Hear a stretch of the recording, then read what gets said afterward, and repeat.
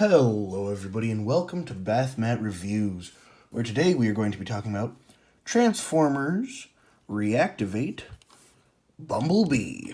Now, this is a continuation of the 2-pack with Starscream in it, so if you want to know more about the lore of the game Transformers Reactivate, I'd recommend checking that video out.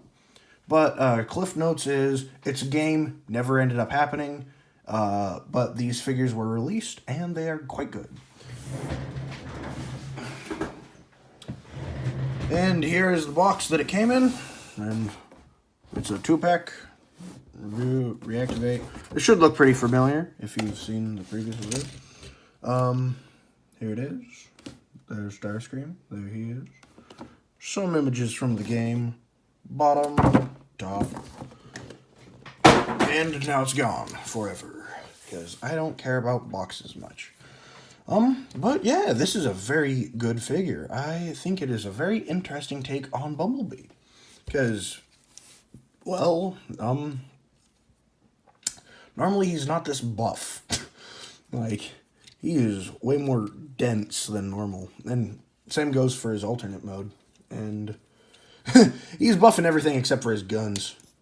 These are the smallest guns, like, ever.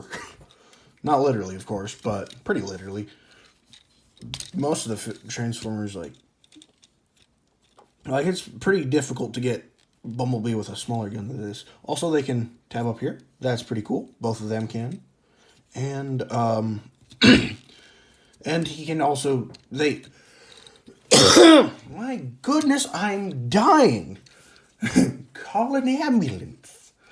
But not for me. Anyway, yeah, so he has 2 pistols that are very tiny. They can store right there. And they can store there in vehicle mode as well. But I'm not going to personally do that, because you can store them in a much more hidden way in vehicle mode as well. But they're a little bit hard to get out, and so if I was to show them here, I'd have to, like, untransform it a bit, then transform it back, and I don't feel like doing that. But, yeah.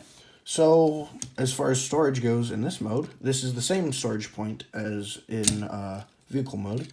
They can pig in right there, which is quite unique. And, yeah. So those can peg in right there and there. And now he has his guns tucked away. And I feel like you could, like, flip them out, like, at a moment's notice. So that's pretty cool. Articulation is pretty good on this guy. You got a ball jointed head, so all the wiggly waggly you need. Out that far, although this is in the way. You can also use this part to move it even farther out. So that's cool. Up and down at the shoulder pad. You got a ball joint here, so you can bend fully around and all that jazz. Nothing at the wrist, which is a little unfortunate. As far as the waist goes, apparently also nothing. Wow, that's crazy. You got thigh rotation. You got forward that far, although you can bring it much farther. You just gotta bring it out then up to cover that.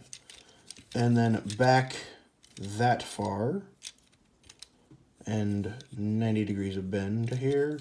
Foot is on a ball joint, so you got up, down, wiggly waggly, and all that stuff.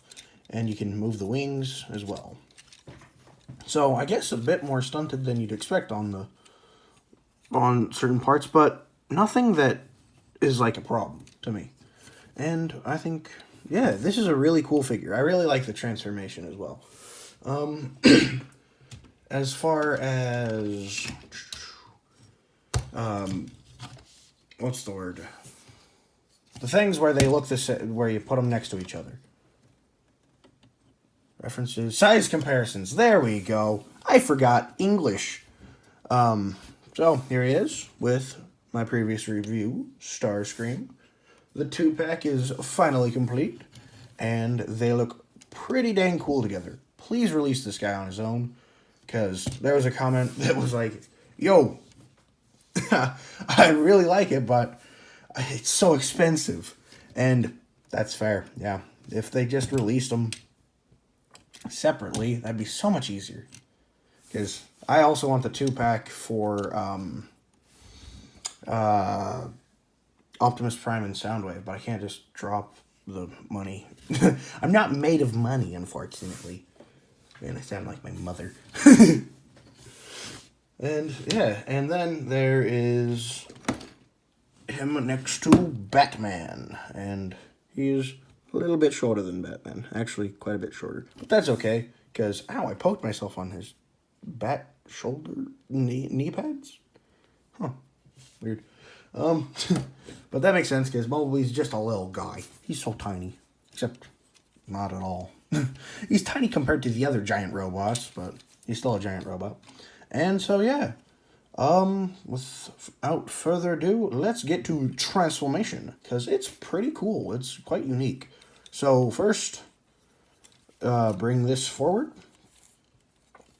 And then bring all of this forward. You just kind of wiggle waggle until it pops out. Then take this piece and push that through. It gets stuck there sometimes. If you have that problem, I would bring this up.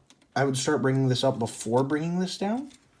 And when you're transforming back, just have it rest like right here instead of pushing it in, because the first time I did that, I couldn't transform it for an entire day because I was like, uh-oh, did I just break this brand new figure? So that sucked. Luckily, I didn't.